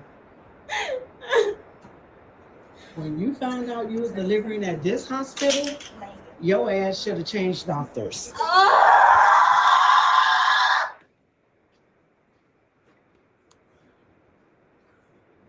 Thank you. Everybody. Oh, y'all. The amount of anger that overtook me when I saw this video. The amount of anger. If you read the caption, her child was born 12 minutes after that video was taken. She was actively in labor. The baby was coming. She said, if you heard her, it's in my ass. Those were the words she used. The baby was coming. Child. When I say angry, that made me livid. I was so upset. So upset. You said, is she pregnant? Yes, she was pregnant. Definitely pregnant. Because it's about to have that baby. Girl, listen, the way I would have torn that registration up after I had my baby. Just imagine me with uh with numbers on. Girl, do you hear me? All the numbers. Give me the whole number. 1, 2, 3, 4, 5, 6, 7, 8, 9, 10. The lady who's talking is her mother. Her mother actually is telling us, she's kind of narrating the story. Luckily, this mother and baby are doing well. The baby's had to have a few more tests because of the trauma that he endured while she was in labor. And this intake nurse is clearly not moved, not alarmed, doesn't care, just doing whatever she wants to do. While she's just sitting there doing it, this girl is in active labor and the baby's in trauma. The baby actually had a bowel movement in utero, which and then he was born with his eyes open, meaning that some of it probably got into his eyes. So he's having a battery of tests. I've been following the story, so this is a local story. It happened in Dallas at a hospital in Mesquite, which is not really in Dallas, it's outside of Dallas. No, she only had one baby. It wasn't twins. She only had one baby. The other baby that you're saying is a twin. It's her sister's baby. Her sister also had a baby as well. I think they're like a month apart. She only had one, a little boy. But this nurse needs to be fired. She needs to be terminated. As you can see on this video, down here on this picture, this is the nurse. Her name is, let me go on over here. Her name is Lucresta Vaughn. Baby, she got into no kind of hurry. There was no sense of urgency, none of that. I will tell you this. My last child that I had, and this, if in another video, you hear the young mother saying, have you called the anesthesia department? And she goes, I call labor and the delivery. They're on their way to get you. She said, that's not what I asked you. I asked you if you had called the anesthesia department. And she said, I called labor and delivery. You have a mother who is clearly stressed out, upset, in a lot of pain, and you're arguing with her about labor and delivery. That is not what nurses do. As nurses, it is our job to take care of the patient. And at this point, you have two patients because you have a mommy and you have a child's hand you have a child that needs to be born in your hands. This lady has failed this profession. I'm sorry, she needs to be fired. I looked at her nurse's license. She's had a nurse's license since 2017. 2018. She had a student license in 2017, went over to, after she passed NCLEX, to a nursing license in 2018. So she's been a nurse roughly about 7 years, but this is not how nurses act. Labor and delivery is one of the most easiest jobs you can have. I worked labor and delivery for about 6 months. It's one of the most easiest jobs because I'm going to tell you, these people want to have their baby. They want to go to sleep. They want to have that baby. Once you get through, they don't even want you bothering them. They want to go to sleep. And then you have life in your hands, literally in your hands. And I will say this, as a nurse, this profession is treated, we get some of the harshest comments, and it's because of people like this. She's sitting there unfazed as this lady is clearly having some type of issue. And we know Black women are more likely to be unalived in childbirth because our pain isn't taken seriously. We are overlooked because they think that we're not humane. And a lot of times it's because the people who are taking care of us have had children and they haven't had the complications that we may be experiencing. With my last child, I experienced a lot of pain.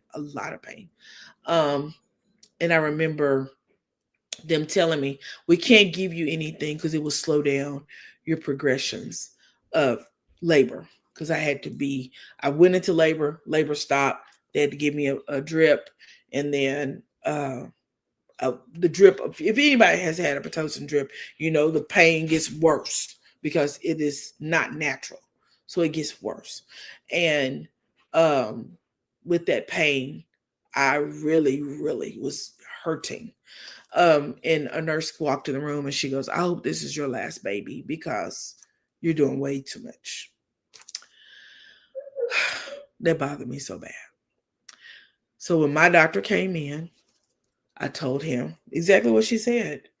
And he told me, I'll be right back. When my doctor reappeared into the room, he had 3 nurses with him. He said, which one of these was it? And I pointed her out. And he said, can I talk to you outside real quick? So they all went out the room. I don't know what was said from that point on, but she was not on my team anymore. She was not my nurse. I didn't see her the whole time I was there. I don't know what happened. But I know the Dr. Wynn got her off of my case. And I had a delivery. My baby was fine. I was fine. But I was in a lot of pain. And it was probably because of the Pitocin drip, having to be unnaturally placed back into labor. So it was a lot of factors. And I finally got some pain meds and everything was all greasy. But to hear someone say that, you have to have a level of consciousness when it comes down to children and birth and taking care of adults. You just have to have it. And being in there and unfazed by that, she just should not. She shouldn't be. She should be a nurse, period. I hope to God that there's some type of repercussions that she has to endure, whether it's training, whether she has to lose her job and keep her license and go find a job elsewhere, whatever it is, I hope she experiences it. You said Symmetry said a Republican bought Dominion, which may be the reason why that the senators are now, the Democratic senators and Congress people are saying that they do not trust Dominion machines. I totally agree. No, she didn't have twins. I just said that. One was her sister's baby. Yeah, she only had one baby. Yes, Symmetry. It pissed me off so badly. Oh my God. It's not even the fact that she's in labor. It's the reaction to the pain that she was. Exactly. The thing was that she was close to, her labor was probably almost over, but she was in so much pain because clearly there was something going on in her body, and you cannot see the inside the belly without an ultrasound, and you're just sitting at a computer typing on it. What I would have done was I would have taken her in that wheelchair up to the floor, and whatever needed to be done on a computer would have been done at bedside. There is no way I would have been pushing. I would have sat there with her in a wheelchair, and I'm sitting down and I'm typing into a computer. She would have been laid on the gurney. She would have already been draped in her gown, ready to go, and I would have done all my intake at bedside. That's what should have been done. There are computers in every hospital, in every room. And now we have computers on rolling carts. So there's no reason for you to be sitting behind a desk on a computer doing an intake when you could have done the intake at bedside. It's just ridiculous. She needs to be fired. I totally agree. This pisses me off too. This is how my friend passed away after her 3rd child. Exactly. Because our lives are taken like it doesn't mean anything to anybody. It doesn't mean anything. And that's pitiful. She definitely needs to be fired. Them not believing she was in pain. And she told her to wait until the morning. And my friend, your friend, my friend never made it to the next. Oh my Jesus. Oh my God, butterfly. I'm so sorry. I'm so sorry. I have a friend who passed away in childbirth. And it wasn't so much the hospital's fault, kind of her fault and the hospital's fault. They told her that she needed to have a cesarean, and she did not want a cesarean birth. So she labored and labored and labored and labored. And yeah. Her son's a grown man now. He's in his 40s, but she labored and labored and labored, and she should have had a cesarean.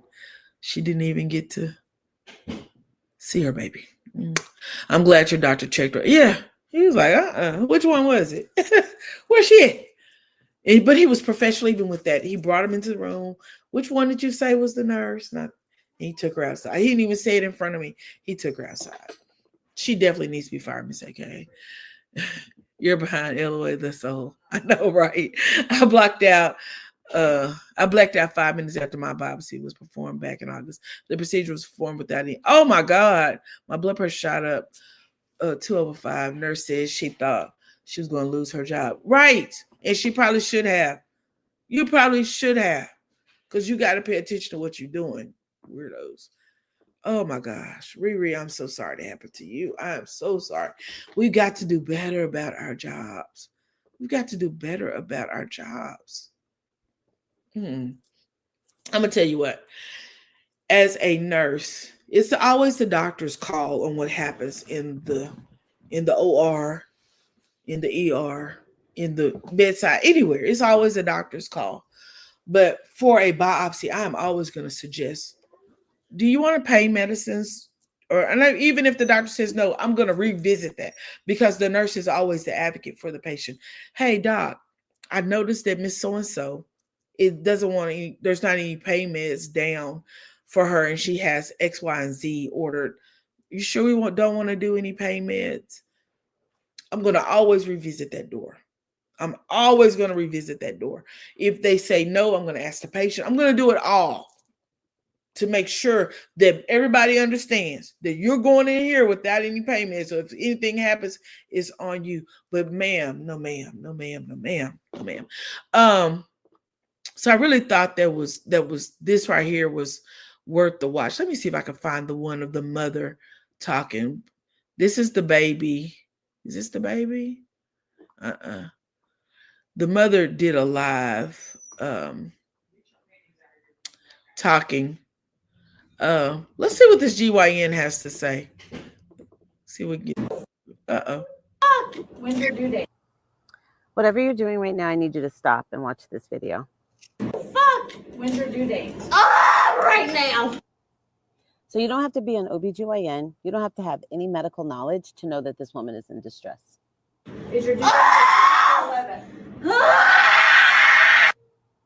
For those primal screams, not to invoke an ounce of humanity. Right. Think about that. Think about it. What? How many times have you been pregnant?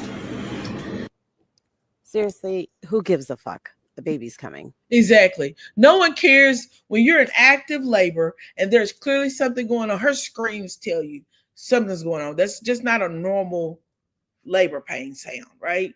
So those screams tell you something's going on. I need to get my patient to the bed. I need to get her strapped and ready for labor. I need to get her prepared for labor. I need to get the room draped for labor because something's going on, whether it needs to be a C-section or a vaginal birth. I need to get prepared for labor. That means I need to not be sitting at a desk with her in a chair. I need to be rolling her to the labor and delivery room, getting her ready and prepared for labor. That's all. Ready and prepared for labor. And none of that was done. Let's go back to see what this OBGYN is talking about. 3! This is your third pregnancy? Yes! You have 2 babies? It's in my ass! Third baby, it's in my ass, means she's going to have a baby on the floor unless she gets that woman to a room now. I'm going to tell you something about third baby. And Miss AKA is a nurse, so I know she definitely understands this. When it comes down to more babies you have, the easier the birth, unless there's a problem.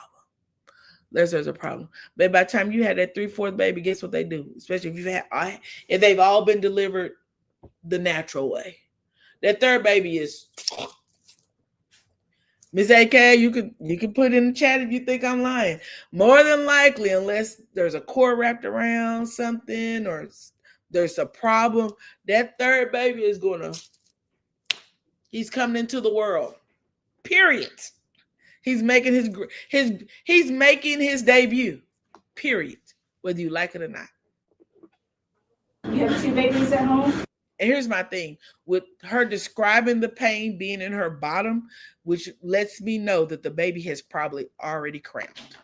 All right. The baby is all this stuff you learn in nursing school.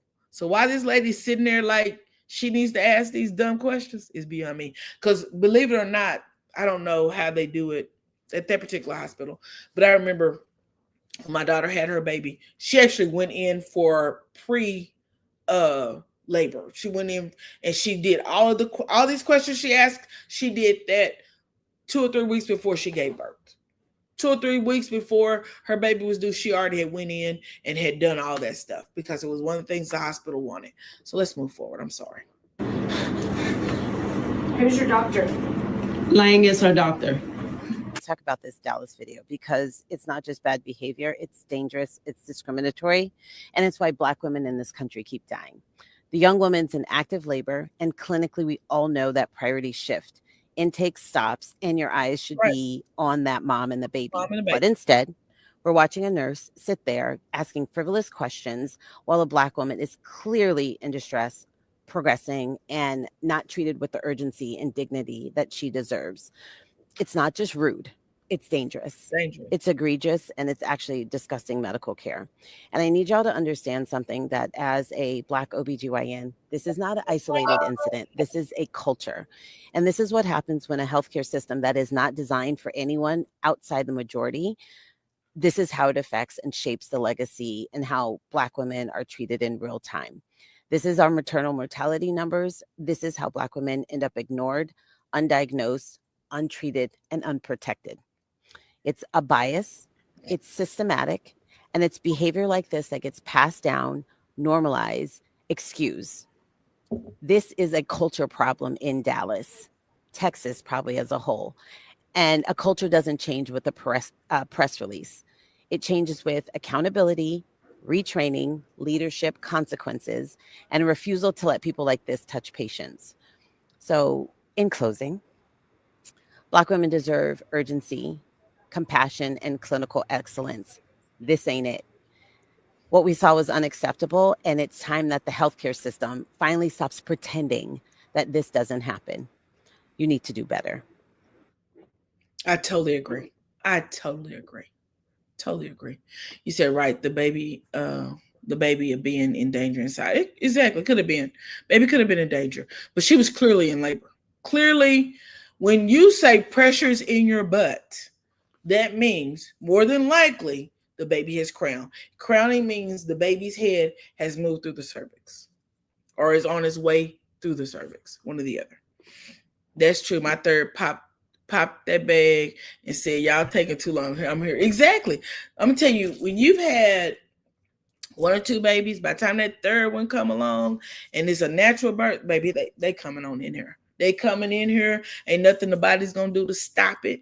Nothing her body was going to do was going to stop that. That baby was on his way into this world, period. To witness this is disappointing and disheartening. It is sad. It's not only, it is so sad. This doctor, this Black female OBGYN, she just summed it all up. I said the same thing she just said. Intake should have stopped. It should have stopped. If that was me and that was my patient, I would have gotten information. What's going on? While she's telling me, we were being on our way up to the labor and delivery floor. I would not wait for someone to come get her. I would have taken her personally. While we got up there, I would have given her her sheet, her gown that I needed her to put on, and I would have helped her get into the gown, get on the bed. And at that point, I would have assessed her. This lady had not even assessed her. That's not even triage. She's doing intake. She should have assessed her. I would have assessed her. I would have assessed the pain, assessed the contractions, see how far they were. I would have put her on the machine to see the contractions, to see how hard they were. I would have gotten a doctor or me as an RN, which she had clearly had a badge that said RN, would have done an exam to see how far along she was. Then you would have known that she was actively in labor. But because you was playing them games, you did not see what she needed. And now you probably going to cost with either your nursing license and your job. More than likely your job, but more than likely next will be your nursing license. I don't see you staying a nurse without conditions in the state of Texas after what you've done went viral. Not only that, the same nurse did something similar to another young man who came in with an issue with his girlfriend. They suspected it was drug use, and she slammed the dude in a wheelchair and then told her girlfriend to cut the camera off. But the girl didn't cut the camera off. She kept the camera rolling. And something needs to be done at this particular hospital, because from my understanding, after I started doing my little reviews and assessing things, they have a very bad name. Apparently last month there was a baby who was unalived there. He was born unalived. You get my drift. The mother has since come out and said she tried to get the attention of the nurses and was ignored. And it was a black nurse at all. If you know, this hospital is in Mesquite. Mesquite is primarily African American and Hispanic. There are a few Caucasian, but there's a lot of black folks out there. And so I'm sure that's the demographic that they serve the most, because when we have a baby, guess what? We're going to go to the nearest hospital. Me, myself, if I was having a baby, I would be very particular about the hospital I went to. My youngest daughter, when she had her baby, we were very particular. We sought out the hospital. Her doctor gave us two choices. The hospital that she operated from, we chose the best of the two. The best of the two. My oldest daughter, when she had her baby, she did her. I didn't have to tell her what to do, baby. She did her own investigation and did everything she needed to be. Did everything she needed to be done. She had done it. She had reviewed the ratings. She knew that the hospital had private rooms and they did this and they did that. She already had her bags packed. When she called me, she said, my blood pressure's up. Doctor said I need to go to the hospital. Baby, all I had to do was hop in my car and drive 4 hours that way to go see her. And that's exactly what I did. She needs to be fired and they'll be able to work again. I agree with that. But the chances of that happening in the state of Texas is probably slim to none. What I see them doing is probably giving her some disciplinary actions on her license, losing her job at the actual hospital, and probably being disciplined by the State Board of Nursing. I had my daughter natural, but I don't think she was supposed to be. Both my sons were CC, and thank God, because it was discovered that my cert was tilted. Oh, wow. My daughter's cervix was tilted, but she gave birth to my grandson, baby. And he's a big, robust boy. Go around, he told me the other day, thank you. My daughter had a very, very bad labor experience, and the hospital even took her sensor. Well, they knew we signed all the paperwork, that all the things, so that we can get them made into a capsule. Wow. That's weird, because I thought when you do paperwork to get the placenta and everything, a whole different department is supposed to handle that. That's somebody dropped the ball on that one. Yeah, somebody dropped the ball on that one. But that's why I said the tilted cervix doesn't really stop you from having a baby. It's just what they consider a deformity. Yeah, just like we have penile deformities, it's the same way. You know that we talked about Martell and the hook and the curve, but that is considered medically a deformity. I'm happy I had easy births. Yeah, I'm gonna tell you something. My births wasn't hard. It was just labor, painful. Baby, once it was time to push, they were here. I had a 5-pound baby, a 6-pound baby, and a 7-pound baby. So yeah, the birth for everybody though is different. For everybody is different. I got one more thing to share, and then I'm got to get off this live because I have a hair braid appointment. Well, I added this on a few weeks ago. The clown. We're gonna crown the clown of the week. So, crown of the week goes to this little girl. I don't have a picture of her because she's only 12 years old. But this story, and I'm not even gonna say that she the problem. Her mammy and her daddy is the problem. Let's listen to this. Were allegedly robbed by kids in Northeast D.C. Our Washington, D.C. reporter Felicia Ashley is on this story today, and she joins us live. Yeah, really stunning when you hear the ages of these children. Felicia, police made an arrest. What did you learn about the suspects and safety enhancements in that area? That's right. They made an arrest this week. And listen to this. The suspect was just 12 years old. Police say a group of juveniles spent a Sunday evening in early October, robbing 2 people. What's the city trying to do to help like the youth to do something more? This isn't the first time neighbors like Cody Wolf have had to deal with this. You just always have to make sure that you're just walking or watching what's going on around you. Unfortunately, it's that time, but yeah. Can y'all see this video? Can y'all see it? Okay, yeah, okay. I'll say it's weird looking. It's not going to stop me from coming out and walking. Police say a victim was biking after picking up groceries. A group of juveniles threw a separate bike in front of them and tried to take the victims, but instead took their groceries.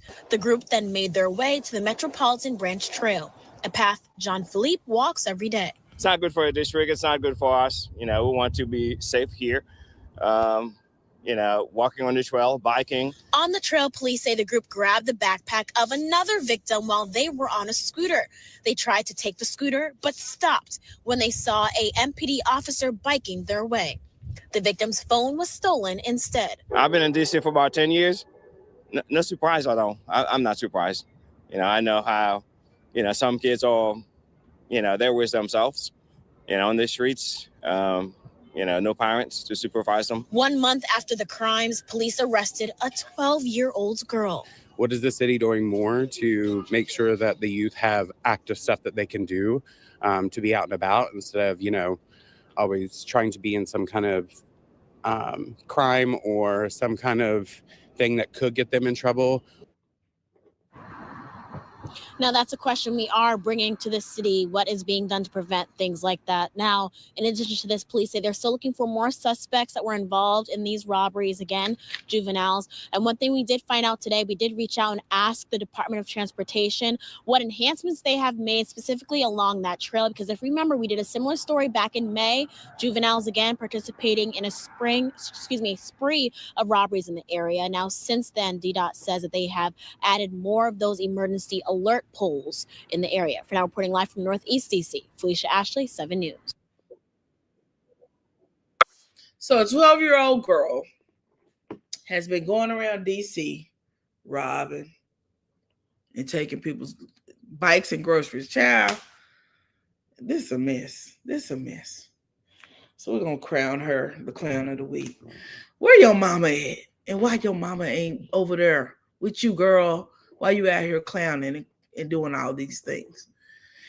Anywho, y'all, that's all I have. If no one told you today that they love you, I love you. And there isn't a thing you can do about it. I hope you guys have a great rest of your day. I'm going to head on out and get this wig done because my husband's job is having, they have an annual day at Six Flags. So I've got to get that done and try to rush over there and finish packing the bag so we can go on our trip. We're getting ready to go on a trip. And I'm going to take y'all with me. Bye, everybody. Have a great day.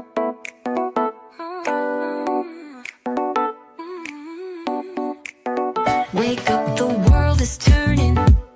Stories are burning bright. From your block to the stars tonight. She's got the scoop, she's got the glow. LadyRo knows where the stories flow. Saturday morning, rise and shine. News from the heart to the headlines. LadyRo's got your ear. It's time. Let's dive in deep and climb. World spins fast, but she slows it down. Local buzz to. Y'all, I forgot to give you guys, look, I took my hair down. I forgot to give y'all the scent of the day. The scent of the day is Valentino. I forgot which one this is, but this is what my scent of the day is. All right, back to The red carpet gowns. LadyRo's the queen with the news to crown. Saturday morning, feel the groove. Sip your coffee and catch the mood. LadyRo's got the scoop for you. Let's make the morning